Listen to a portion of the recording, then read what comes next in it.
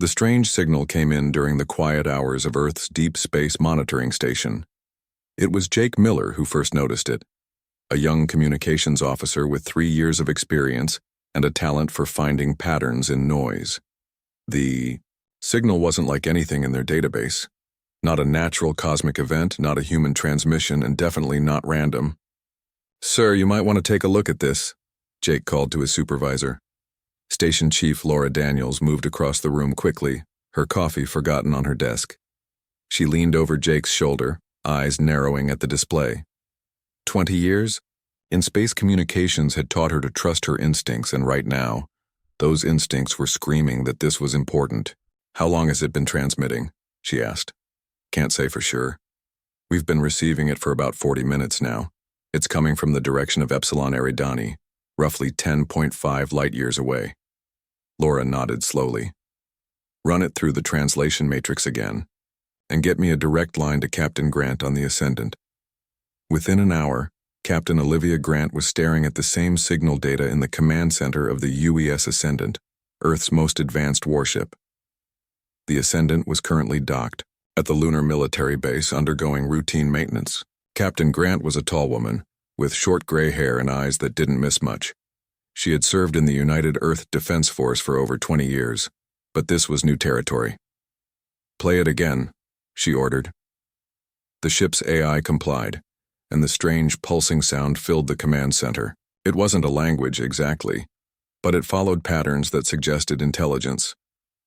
"Dr. Allen, your thoughts?" she asked.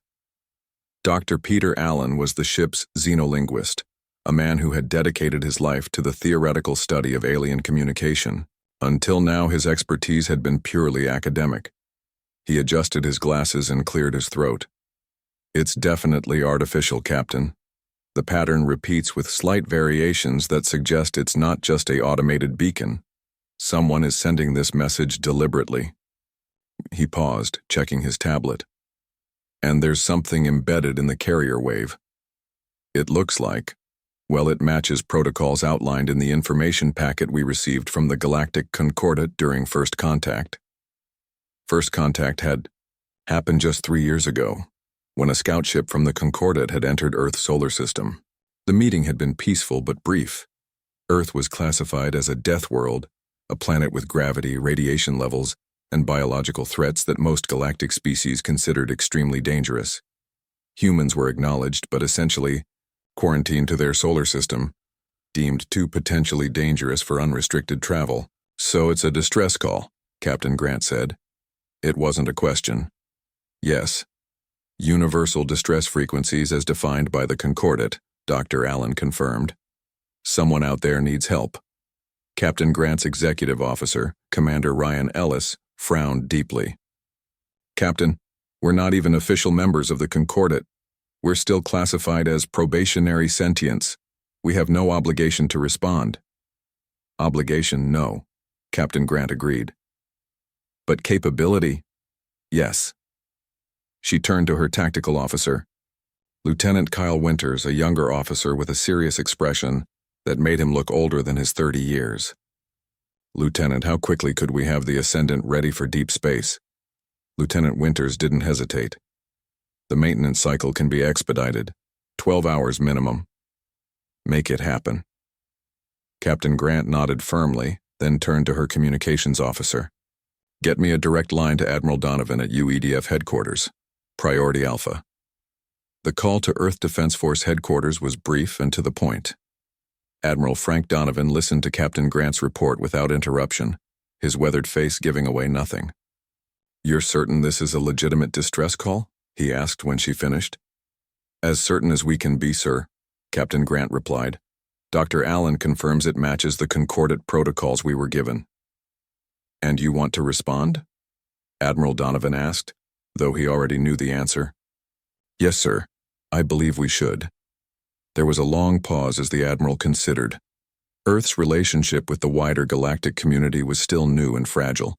The Concordat had made it clear that humans were viewed with caution, a species that evolved on a high-gravity, high-radiation world full of predators and disease. Humans were stronger, more durable, and more adaptable than most species. They also had a history of violence that made the Concordat nervous. This could be seen as overstepping our bounds, the Admiral said finally. The Concordat might not appreciate us inserting ourselves into their affairs. With respect, sir, Captain Grant countered, the Concordat gave us those protocols for a reason. If someone is asking for help and we can provide it, isn't that exactly the kind of first impression we want to make? Admiral Donovan's stern expression softened slightly. You make a compelling point, Captain. Very well. I'll authorize the mission, but not just the Ascendant. If we're doing this, we're doing it properly. He tapped his console, bringing up a display of Earth's defense fleet. I'm authorizing Battle Group Omega to respond to this distress call. 5 ships, including yours as the lead vessel. This will be the first official human military expedition beyond our solar system, Captain. Make it count. Yes, sir, Captain Grant replied, straightening her posture. We won't let Earth down. Within hours, the news spread through the ranks of the United Earth Defense Force. For the first time, a human battle group would travel beyond the solar system on an official mission. The UES Ascendant would lead, accompanied by the cruisers, Intrepid and Valiant, and the destroyers Defender and Guardian. In the Ascendant's mess hall, the crew buzzed with excitement and anxiety. Many had joined the UEDF hoping for exactly this kind of mission, but few had expected it so soon. Do you think it's some kind of test? Asked Ensign Diane Foster, a navigation specialist on her first deep space assignment. Maybe the Concordat is seeing how we'll respond? If it is, we better pass, replied Sergeant Greg Owens from the ship's Marine Detachment. This could be humanity's big chance to prove we're not just the dangerous apes they think we are. As the ship prepared for departure, Captain Grant reviewed the mission details one last time. The distress signal had been traced to a star system near Arcturus, approximately 3 weeks away at their best FTL speeds. They had no idea what they would find there, or if they would arrive in time to help. Engineering reports all systems ready, Captain, Commander Ellis reported. The battle group is prepared to depart on your command. Captain Grant nodded and stood from her chair on the bridge. All hands, prepare for departure. Our mission is clear. We've received a call for help and we're going to answer it. That's what humans do. As the 5 ships of Battle Group Omega broke orbit from Earth's moon, Captain Grant couldn't help but feel the weight of what they were undertaking. This wasn't just a rescue mission. It was humanity's first real step into the galactic community. FTL drives engaged, Lieutenant Winters reported. Course laid in for the Arcturus sector. Take us out, Lieutenant, Captain Grant ordered. Best speed. The ships of Battle Group Omega accelerated to faster-than-light speeds, leaving the solar system behind. None of them knew what awaited them at their destination, but one thing was certain. The galaxy was about to learn that when humans got an SOS, they answered it, and they came ready for trouble. 3 days into their journey, Admiral Frank Donovan called a strategy meeting aboard the flagship UES Ascendant. The 5 ship commanders gathered in the conference room, their faces showing a mix of determination and uncertainty. This mission was unlike anything humanity had attempted before. The latest signal analysis confirms our initial findings, Admiral Donovan began, gesturing to the holographic display in the center of the table. The distress call originated from a star system near Arcturus, approximately 36 light-years from Earth. Dr. Allen has made progress decoding more of the message. Dr. Peter Allen stood up, adjusting his glasses nervously. For years he had studied theoretical alien languages. Now he was putting that knowledge to real use. The signal contains more than just standard distress protocols, he explained. There are data packets embedded within it. From what we can tell, the senders are a species called the Volari. They're described in the Concordat database as peaceful traders who specialize in rare minerals and technology exchange. He tapped his tablet, and the hologram changed to show an alien life form. The Volari appeared tall and slender with pale, blue skin that seemed to shimmer slightly. Their 4 arms and large eyes gave them an almost delicate appearance. They're under attack by another species, Dr. Allen continued. The Kryvax. The Concordat data on them is limited, but they're known for aggressive expansion and raiding. A new image appeared showing a heavily armored insect-like alien with sharp mandibles and a chitinous exoskeleton. Captain Olivia Grant studied the image carefully. Do we know their capabilities? Weapons? Ships? Numbers? She asked. Limited information, Dr. Allen admitted. But we know they use organic-based technology. Their ships are partially grown rather than fully built, and they typically attack in large numbers. Commander Susan Rivera of the UES Intrepid frowned. We're flying blind into what could be a major conflict. Are we sure this is wise?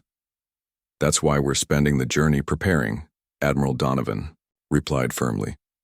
Every possible scenario, every training simulation we can run. By the time we arrive, I want our crews ready for anything. Captain Grant nodded in agreement. My tactical officer has already begun running combat drills specific to what little we know about Krivak's technology. Good, said Admiral Donovan, because we're not just representing the UES Ascendant or even Battle Group Omega. We're representing Earth and all of humanity. This is our first chance to show the galaxy what kind of people we are. As the meeting ended, Captain Grant returned to the Ascendant's bridge. Lieutenant Kyle Winters was waiting with the latest training results. How are the simulations going? She asked. Mixed results, Captain, he replied. The Krivak's combat style is unlike anything we've trained for. Their ships move almost like living creatures, unpredictable and fluid, but we're adapting our strategies. Keep at it, she encouraged. If there's one thing humans are good at, it's adapting. In the days that followed, Battle Group Omega settled into a rhythm of drills, strategy sessions, and equipment checks. The engineers worked around the clock to ensure the experimental FTL drives remained stable for the extended journey. The weapons teams calibrated their systems for potential combat scenarios. The Marine units practiced boarding operations in low-gravity environments. 2 weeks into the journey, they received another transmission from the Volari. The signal was weaker this time, suggesting their situation had worsened. They're under siege, Dr. Allen reported after analyzing the new data. The Krivaks have blockaded their main colony and are systematically destroying their defenses. They don't expect to hold out much longer. How much longer until we arrive? Admiral Donovan asked. 6 days at current speed, replied the navigation. Officer, push the engines to maximum, ordered the Admiral. We need to get there faster. The engineers warned against pushing the experimental drives beyond tested limits, but the urgency of the situation left no choice. Chief Engineer Abby Reeves worked miracles with the propulsion systems, coaxing more speed out of the drives than anyone thought possible. The designs are solid, she insisted when Captain Grant expressed concern. They're just untested at these sustained levels. But if anyone can handle it, it's this ship. 4 days later, as the battle group approached the Arcturus sector, they began detecting signs of the conflict. Debris fields scattered across space, energy readings consistent with weapon discharges, and increasingly desperate communications from the Volari. They're holding out in a fortified space station, Dr. Allen reported. Most of their fleet has been destroyed. In the final briefing before arrival, Admiral Donovan addressed the commanders one last time. We don't know exactly what we're flying into, he said bluntly, but we know someone needs our help. The Concordat may have classified Earth as a death world, but they're about to learn that growing up on a challenging planet made us strong, not cruel. We fight when we must, but we also protect those who cannot protect themselves. He looked around, the room at the determined faces of his officers. Battle stations in 30 minutes. We drop out of FTL in 1 hour. Show them what humanity stands for. As the officers returned to their ships, Captain Grant pulled Lieutenant Winters aside. Kyle, if this goes badly, I want you to know it's been an honor serving with you. The young tactical officer smiled slightly. It won't go badly, Captain. We've got surprise on our side. The Krivaks have no idea what's coming for them. And what's that? She asked. Us, he said simply. Humans, the species that thrived on a world that would kill most aliens. The species that turned survival into an art form. As the battle group prepared for arrival, activity throughout the 5 ships reached a fever pitch. Weapon systems were brought online. Shields were charged to maximum capacity. Fighter squadrons prepared for launch. Medical teams stood ready for casualties. In the Ascendant's Marine Bay, Sergeant Greg Owens addressed his squad. We don't know these Volari. We don't know if they'd do the same for us. But that's not why we're here. We're here because it's the right thing to do. On the bridge, Captain Grant watched the countdown to FTL exit. All hands, this is the captain. In 5 minutes, we will arrive at our destination. We are about to engage in humanity's first battle beyond our solar system. Remember your training. Remember who we are and what we stand for. And remember that the galaxy is watching. As the seconds ticked down, a strange calm settled over the ship. They had trained for this. They were ready. Exiting FTL in 3, 2, 1. The swirling lights of faster-than-light travel fell away, revealing a scene of chaos and destruction. Directly ahead, a massive crystalline space station was under heavy bombardment from dozens of organic-looking ships. Explosions bloomed silently in the vacuum of space as the station's outer defenses failed. "Scan the battlefield," ordered Admiral Donovan from the command ship. "Identify targets and defensive positions." Before the scan was complete, the enemy noticed them. Several Kryvax vessels broke off from the siege and turned toward the human battle group. "They're scanning us," reported Lieutenant Winters, "and charging weapons." Captain Grant stood from her chair. "Shields up, weapons hot. All hands prepare for combat. Let's show them what Deathworlders can do." The Kryvax ships moved with unsettling grace for their size, advancing toward the human battle group like predators sensing new prey. Their organic-looking hulls pulsed with strange lights, and weapon ports opened like hungry mouths along their sides. "They're hailing us," Lieutenant Winters reported from his tactical station. Captain Grant exchanged a quick glance with Admiral Donovan, who had remained on the Ascendant as his command ship. He nodded once. "On screen," she ordered. The main view screen flickered, and the bridge crew got their first real look at a Kryvax. The alien commander was even more intimidating than the database images had suggested. Its exoskeleton was a deep, reddish-black, and multiple compound eyes glittered coldly. Sharp mandibles clicked together as it began to speak, its words translated by the ship's computer. "Unidentified vessels. This conflict does not concern you. Depart immediately, or be destroyed." Captain Grant stood tall. "This is Captain Olivia, Grant of the United Earth Defense Force. We received a distress call under Galactic Concordant protocols and are here to render assistance." The Kryvax's mandibles clicked rapidly, a gesture that might have been amusement or anger. "Earth? The Death World? Your primitive species should have stayed in your gravity well where you belong. You have 10 minutes to retreat." The transmission cut off abruptly. "Charming fellow," Admiral Donovan said dryly. "Status of the Volari station?" Science Officer Alan Wright studied his readings. "Their shields are at critical levels, sir. Life support appears to be failing in the outer sections. I'm detecting approximately 3,000 life forms aboard." "And the Kryvax fleet?" 28. Vessels of varying sizes. 5 appear to be capital ships, the rest are smaller attack craft. They're well armed, but our scans indicate their shields are primarily designed to deflect energy weapons, not kinetic impacts. Admiral Donovan nodded, thoughtfully. "That could work to our advantage. Captain Grant, deploy the battle group in formation Delta. Cruisers Intrepid and Valiant to flank positions. Destroyers Defender and Guardian to provide covering fire." "Yes, sir," she replied, relaying the orders. As the human ships moved into position, the Kryvax commander hailed them again. "Your time is running out, humans. This is your final warning." Admiral Donovan stepped forward.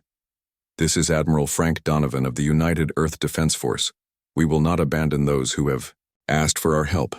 We request that you cease your attack on the Volari station and withdraw from this system immediately." The Kryvax commander's eyes seemed to narrow.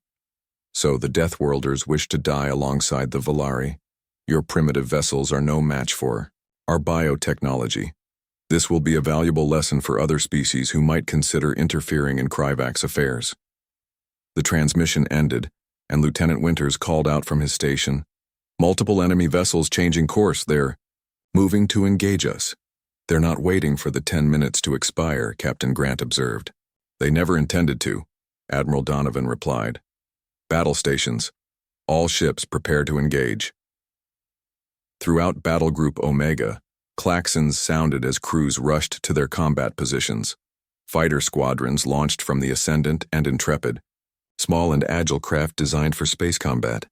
Enemy vessels entering weapons range in 30 seconds, Lieutenant Winters reported.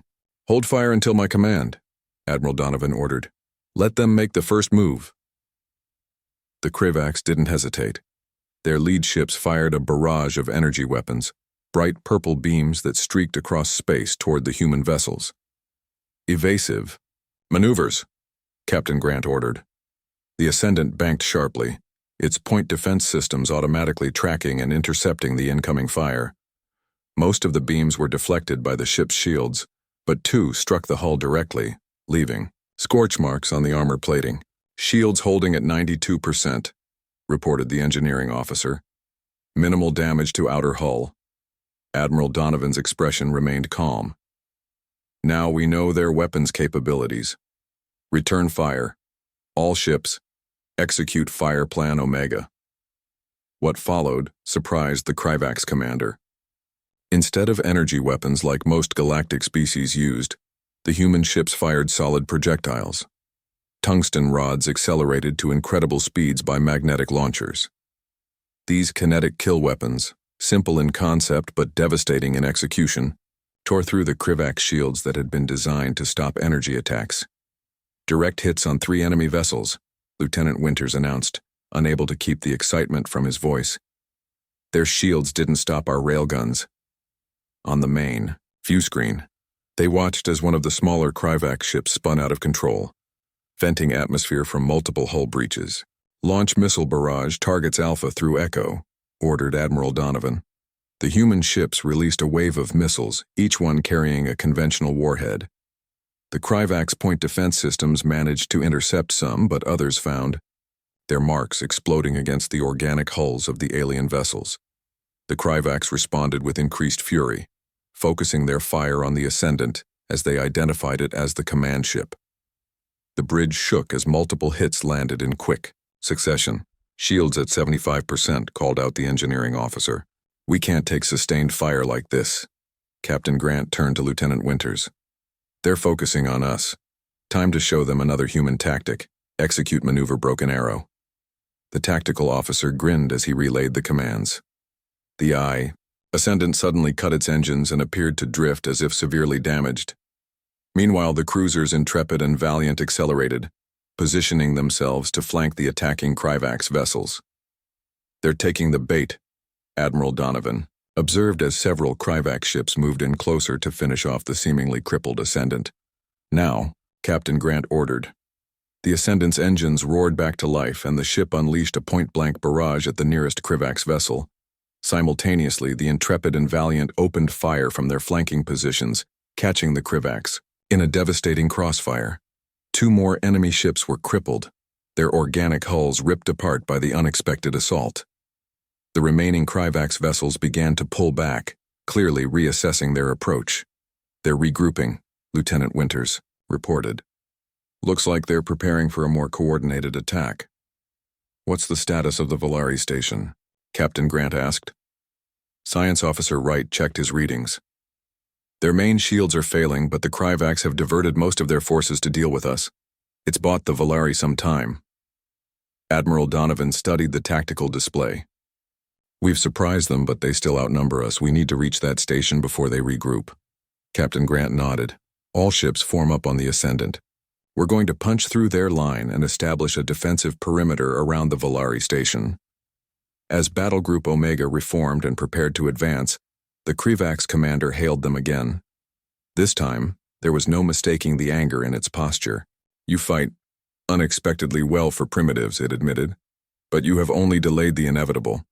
The Volari and their resources belong to the Krivak's Imperium now. Admiral Donovan stepped forward. You've underestimated us once. I suggest you don't make that mistake again. This is your last chance to withdraw. The Krivak's commander's mandibles clacked rapidly. The Concordat was right to fear your kind. But fear will not save you today. As the transmission ended, Lieutenant Winters looked up from his console. Sir, the Krivak's fleet is moving again. All ships are converging on our position. Admiral Donovan's expression hardened. So be it. All ships, prepare for Phase 2. Let's show them what humans do when backed into a corner. The Kravax fleet moved with new purpose, their ships forming attack patterns that showed they no longer underestimated the human vessels. Their initial arrogance had faded after the first exchange of fire.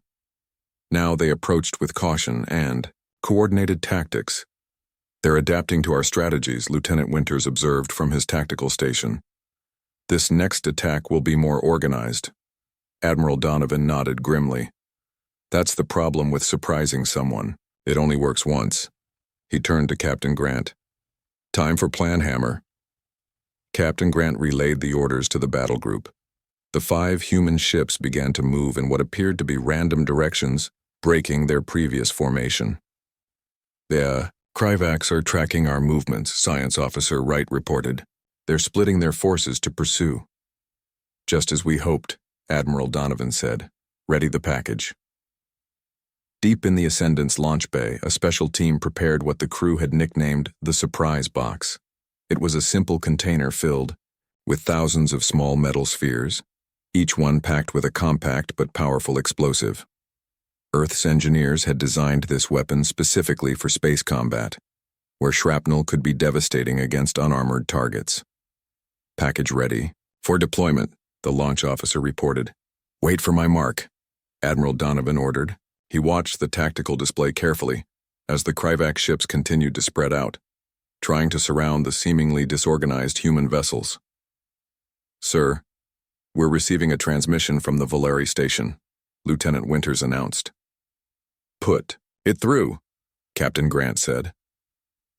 The view screen showed a Volare for the first time, tall and slender with shimmering blue skin and 4 long arms.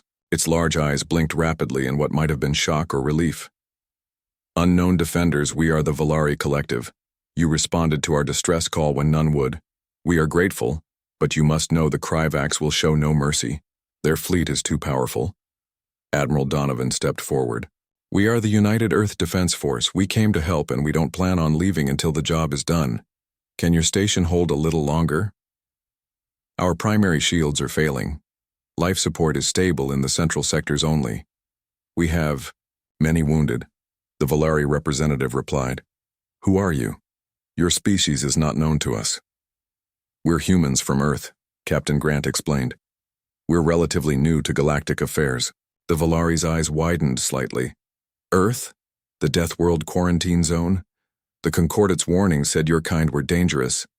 Admiral Donovan smiled thinly. Today that works in your favor. Stand by. We're about to create a diversion.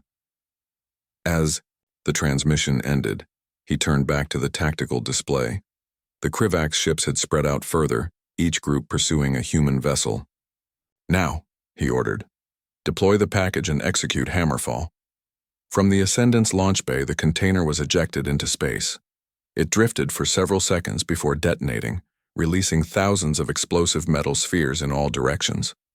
Simultaneously, all 5 human ships cut their engines, activated emergency thrusters, and reversed course in a maneuver that would have crushed any crew not used to high-G environments. The Kravax ships were caught completely unprepared. The metal spheres spread across a wide area, and as they encountered the alien vessels, they exploded on contact. Shrapnel tore through the organic hulls of the Kravax ships, causing cascading damage. Direct hits across the enemy fleet, Lieutenant Winters reported, excitement clear in his voice. Multiple ships reporting hull breaches and system failures. While the Kravax dealt with this unexpected attack, the human ships regrouped and accelerated toward the Volare station at full speed. They formed a protective formation around the damaged structure. Establish a defensive perimeter, Admiral Donovan ordered. Prepare boarding teams. We need to get engineers onto that station to help stabilize their systems. Captain Grant turned to her communications officer. Signal the Volare. Tell them we're sending help aboard. In the Marine Bay, Sergeant Greg Owens led his squad through final equipment checks. They wore armored spacesuits designed for combat in zero-gravity environments. Remember your training, he told his team. We don't know what conditions we'll find inside the station. The Volare are our allies, but we've never encountered them before. Stay alert and follow protocols. The Marine transport shuttle launched from the Ascendant, accelerating toward the Volare station. Two other shuttles from the Intrepid and Valiant followed, carrying engineering teams and medical personnel. As they approached the station, Sergeant Owens got his first close look at the damage. Large sections of the crystalline structure were shattered, and debris floated in a cloud around. Emergency force fields contained the atmosphere in some areas, while others were completely exposed to space. "Approaching docking port 6, the shuttle pilot announced. "The Volari have confirmed it's secure." The shuttle maneuvered carefully through the debris field and locked onto the station's docking port. With a metallic clunk and hiss of equalizing pressure, the airlock opened. 3 Volari waited on the other side, their slender bodies seeming almost fragile next to the armored human Marines. One stepped forward, all forearms raised in what appeared to be a greeting gesture. "We welcome you, humans of Earth. I am First Coordinator Alara. Your arrival was unexpected, but most welcome." Sergeant Owens removed his helmet. "Sergeant, Greg Owens, United Earth Defense Force. We're here to help secure your station. These shuttles behind us carry medical and engineering teams." The Volari coordinator's large eyes blinked rapidly. "You risked yourselves for strangers. Why?"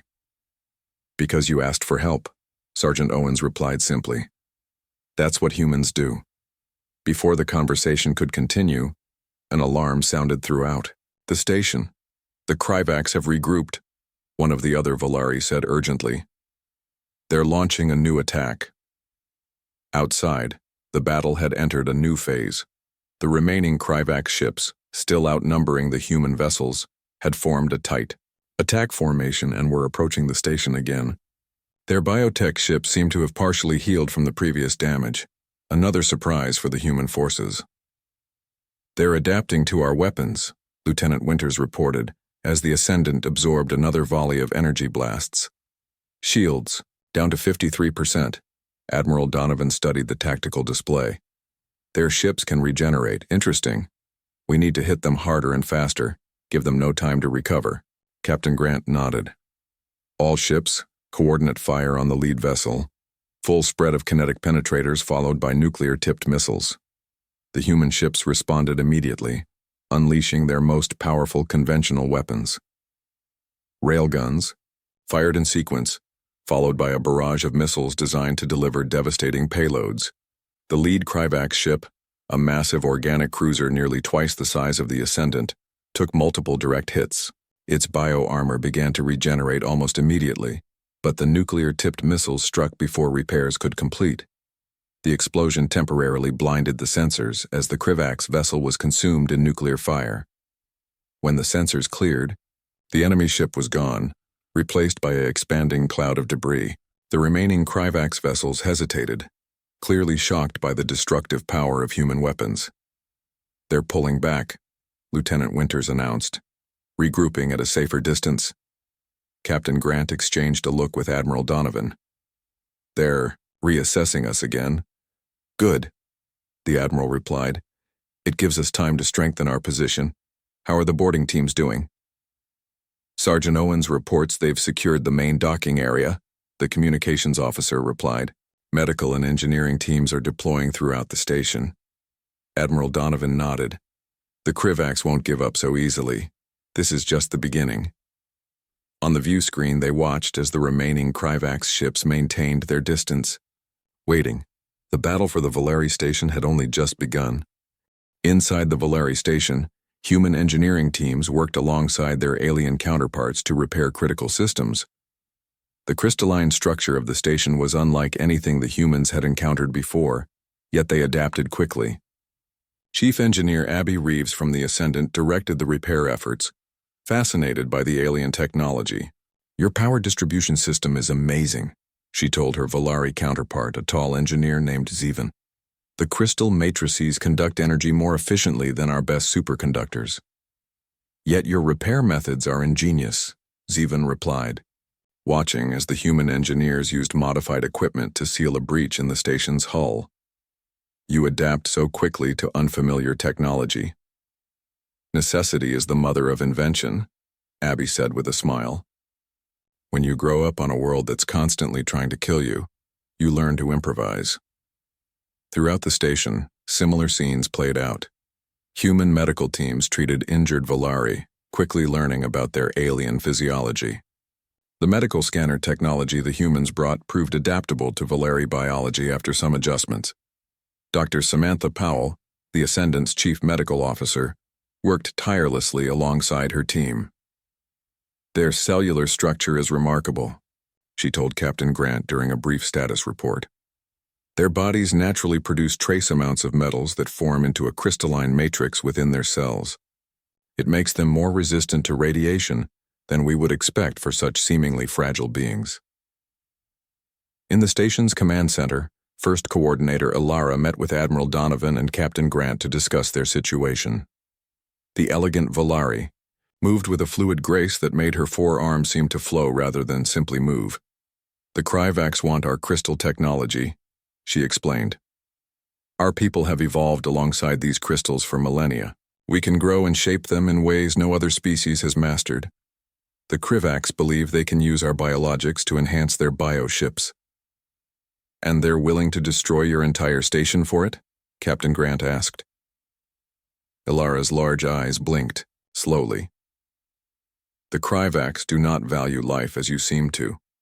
They are a hive species with a collective consciousness. Individuals mean nothing to them." Admiral Donovan studied the tactical display. "They've been holding position for nearly 2 hours. That's not typical behavior for an attacking force that had the upper hand. They're waiting for something," Captain Grant suggested.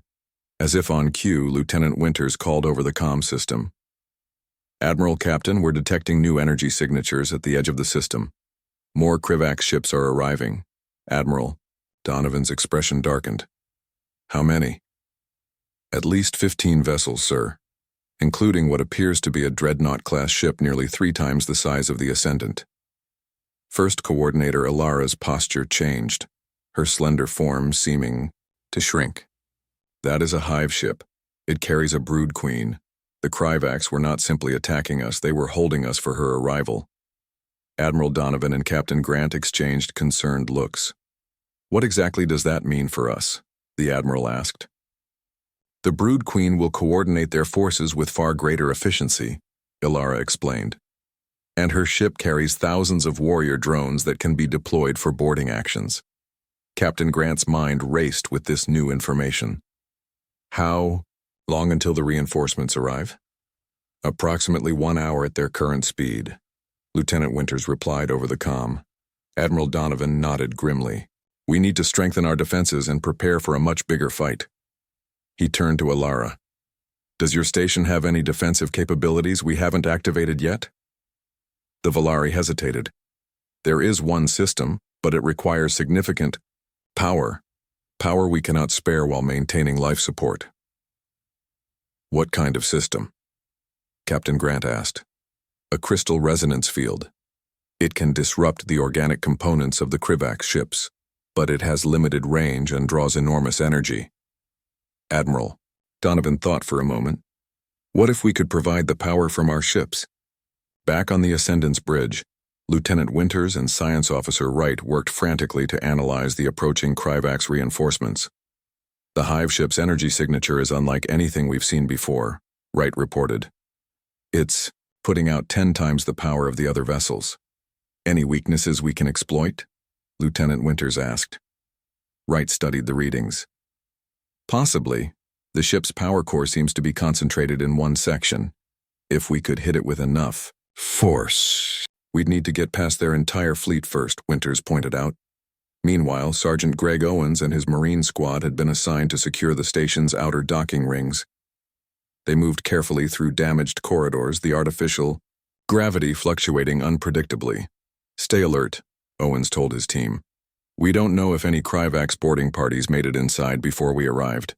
Private Diane Foster, the squad's communications specialist, suddenly held up her hand. "Sarge, I'm picking up movement ahead." The Marines took defensive positions as their motion sensors detected multiple contacts approaching. Sergeant Owens signaled for silence as they waited, weapons ready. Around the corner came 3 insect-like forms, each nearly 7 feet tall with chitinous armor and sharp mandibles. "Kryvax warriors! Contact!" Sergeant Owen shouted as the aliens charged forward with surprising speed. The Marines opened fire, their bullets designed to penetrate armor. The first Kryvax went down, green fluid spraying from multiple wounds, but the other two kept coming. One knocked Private Foster's weapon aside with a powerful limb and lunged at her with its mandibles. Foster reacted with the heightened reflexes that came from growing up in Earth's 1G gravity. She ducked under the attack and drove a combat knife into a joint in the alien's exoskeleton. The Kryvax shrieked and stumbled back, only to be finished by a burst of gunfire from another Marine. "Everyone okay?" Sergeant Owens asked as the brief but intense firefight ended. "These things are tough," Foster replied, retrieving her weapon. "But they're not used to fighting humans. And there might be more of them," Owens said grimly. "We need to clear the entire sector." Back in the command center, Admiral Donovan finalized their defensive plan with Captain Grant and First Coordinator Alara. "We'll position our ships in a staggered formation around the station," he explained. "The Ascendant and Intrepid will provide power to the crystal resonance field, while the other three ships maintain defensive positions." "What about the hive ship?" Captain Grant asked. Admiral Donovan's expression was determined. "If we can disrupt the smaller vessels with the resonance field, we might create an opening to strike at the hive ship directly. We'll need to coordinate our nuclear missiles to hit their power core simultaneously." Alara looked at the humans with a mixture of hope and disbelief. "You would risk yourselves further for us? The Kryvax outnumber you significantly now." "We didn't come all this way to give up," Admiral Donovan said simply. "Besides, Earth has a saying, the bigger they are, the harder they fall." As they finalized the details of their plan, Lieutenant Winters reported from the Ascendant. "Sir, the Kryvax fleet is accelerating. They'll be here in 30 minutes, not the hour we estimated." Admiral Donovan nodded. "Then we work faster. All ships, battle stations. This is where we make our stand." Throughout the human vessels and across the Volari station, preparations intensified. Engineers established power connections between the human ships and the station. Weapon systems were recharged and recalibrated. Marine teams secured vulnerable areas against potential boarding actions. The stage was set for the final confrontation between the human defenders and the approaching Kryvax armada. The massive Kryvax hive ship emerged from the darkness of space like a nightmare made real. Its organic hull pulsed with veins of bioluminescent energy, and countless smaller craft swarmed around it like angry insects defending their queen. The original Kryvax fleet joined with the reinforcements, forming a wall of deadly ships advancing toward the Volari station. On the Ascendant's bridge, Admiral Donovan watched the enemy approach with calm determination. Status of power transfer to the crystal resonance field. Connection established. Chief Engineer Abby Reeves reported from her position at the engineering station. The Volari engineers are calibrating the system now. They estimate 3 minutes until activation. "We may not have 3 minutes," Captain Grant observed as she studied the tactical display. "The Kryvax fleet is accelerating." As if to confirm her words, the view screen flickered and a new Kryvax appeared. Unlike the commander they had spoken to earlier, this one was larger, with an ornate carapace and multiple appendages adorned with what appeared to be biological jewelry. The Brood Queen. "Primitive creatures," she hissed, her voice deeper and more resonant than the previous commanders. "You have interfered in matters beyond your understanding. The Volari and their crystal technology belong to the Kryvax Imperium." "Admiral," Donovan stood tall. "The Volari don't belong to anyone. They asked for help and we answered. I suggest you withdraw your forces before more of your ships are destroyed." The Brood Queen's compound eyes seemed to flash with anger. "Your species is young and ignorant. You do not understand the order of the galaxy. The strong consume the weak. It is the natural way." "Maybe where you come from," Admiral Donovan replied. "But humans have a different perspective. We believe in protecting those who cannot protect themselves." "Then you will die with them," the Brood Queen declared. "No more delays. No more warnings." The transmission cut off, and the Kryvax fleet surged forward as one. "All ships, defensive, positions," Admiral Donovan ordered. Buy the Volari time to activate the resonance field. The 5 human vessels moved to intercept the oncoming armada, looking impossibly small against the wall of Kryvax ships. They opened fire with everything they had. Railguns launching kinetic penetrators, missile barrages filling space with deadly projectiles, point defense systems tracking and destroying incoming attacks. The Defender, smallest of the human ships, took a direct hit from 3 Kryvax cruisers firing simultaneously. Its shields failed and a second volley tore through its hull. "Defender is reporting critical damage," Lieutenant Winters called out. "They're venting atmosphere on decks 3 through 7. "Order them to fall back behind the station," Captain Grant commanded. "Guardian, move to cover their retreat. On the Volari station. First Coordinator Alara worked frantically alongside her engineers and the human teams to bring the crystal resonance field online. The power from the human ships flowed into the station systems, energizing crystals that had lain dormant for years. "The field generators are at 85%, Alara reported to the Admiral via comlink. "We need just a little more time." Throughout the station, human Marines and station security forces prepared for the possibility of enemy boarding parties. Sergeant Owens and his squad had set up defensive positions near critical systems, knowing the Kryvax would target these areas first. "Remember your training," he told his Marines. "Aim for the joints in their exoskeletons. Short, controlled bursts. Make every shot count." In space, the battle intensified. The human ships fought with everything they had, using maneuvers that confused the Kryvax targeting systems. The UES Valiant executed a tight spiral around 2 enemy cruisers, firing continuously as it did so. The UES Guardian took position in front of the damaged Defender, absorbing fire meant for the crippled ship.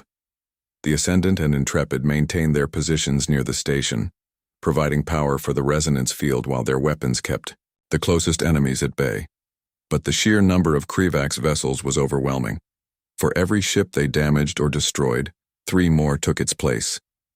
"Shields down to 30%, the engineering officer reported as the Ascendant shuddered under another barrage. "Hull breaches on decks 5 and 8, damage control teams responding." Captain Grant gripped her chair as the ship rocked again. "How much longer for the resonance field?" Admiral Donovan checked the status report from the station. "Ilara reports 98%, almost there." The hive ship moved inexorably closer, its massive form dwarfing even the largest human vessel. Weapon ports opened along its hull, glowing with charged energy. "They're targeting the station directly," Lieutenant Winters warned. "Energy buildup detected in the hive ship's main weapon array." Admiral Donovan made a split-second decision. "Ascendant, intercept course. Put us between the hive ship and the station." Captain Grant nodded sharply. "Helm new course, full impulse. Get us between that weapon and the station now." The Ascendant surged forward, engines straining as it moved to shield the Volari station. The hive ship's weapons discharged just as the human vessel slid into position. The energy beam struck the Ascendant directly, overwhelming its weakened shields and carving a deep gouge along its port side. Alarms blared throughout the ship as systems failed and fires broke out. The bridge lights flickered, switching to emergency power. "Multiple hull breaches," the engineering officer shouted over the noise. "Power fluctuations across all decks. Weapon systems are offline." Despite the damage, they had accomplished their goal. The Volari station remained intact, and on its command deck, First Coordinator Alara activated the crystal resonance field. The effect was immediate and stunning. A wave of shimmering energy expanded outward from the station, washing over the battlefield. As it touched the Kryvax vessels, their organic hulls began to vibrate and distort. The smaller ships lost control first, spinning away from their formation as their biological systems failed. Even the larger cruisers showed signs of distress, their movements becoming erratic. "It's working," Lieutenant Winters exclaimed. "The Kryvax ships are losing coherence." The hive ship, however, seemed less affected. It slowed but continued to advance, its massive bulk pushing through the resonance field. "The field isn't strong enough to stop the hive ship completely, Admiral," Donovan observed, "but it's their weak point now. All ships with operational weapons target the hive ship's power core." The Intrepid, Valiant, and Guardian responded immediately, launching everything they had at the massive vessel. The Defender, despite its damage, managed to fire a single nuclear missile from its remaining launcher. Multiple explosions blossomed across the hive ship's hull as the human attacks found their mark. For a moment, it seemed the massive vessel would shrug off even this assault. Then, a chain reaction began deep within its structure. Explosions rippled along its length as secondary systems failed and power conduits ruptured. "The hive ship is breaking up," Lieutenant Winters reported, unable to keep the excitement from his voice. The remaining Krivax vessels began to retreat, moving away from both the resonance field and their dying flagship. Without the Brood Queen's coordination, their attacks became disorganized and ineffective. Admiral Donovan watched as the hive ship split apart, secondary explosions continuing to tear through its remains. "Status report on our fleet? Defender is severely damaged but stable. Guardian and Valiant reporting moderate damage. Intrepid has minor damage to its outer hull. Ascendant?" Captain Grant paused, looking at the damage reports flowing in. "We've seen better days, sir, but we're still here." On the Volari station, cheers erupted as they watched the Krivax fleet retreat. First Coordinator Alara contacted the Admiral, her voice filled with emotion. "You saved us. Against impossible odds, you saved us. The Volari will never forget what humanity has done this day." Admiral Donovan smiled tiredly. "Just answering the call, Coordinator. That's what humans do." In the days that followed, repair teams worked to stabilize both the damaged human ships and the Volari station. The Krivax did not return, and long-range scans indicated their fleet had left the system entirely. A week after the battle, representatives from the Galactic Concordat arrived, surprised to find Earth ships so far from their solar system. They were even more surprised to learn what had transpired. "You responded to a distress call from a species you had never met," the Concordat representative said to Admiral Donovan during a formal meeting. "You fought against overwhelming odds to protect them. This is unexpected behavior from a species we classified as potentially dangerous." "Perhaps," Admiral Donovan suggested, "you should reconsider what makes a species dangerous. Yes, humans evolved on what you call a death world. Yes, we're stronger and more durable than many species because of it. But those same traits that make us dangerous also make us very good protectors." The Concordat representative considered this. "Your actions have forced us to reevaluate our assessment of humanity. The quarantine classification will be reviewed." As the human ships prepared to return home weeks later, the Volari presented them with gifts of advanced crystal technology and offered a formal alliance with Earth. First Coordinator Alara personally thanked each ship commander,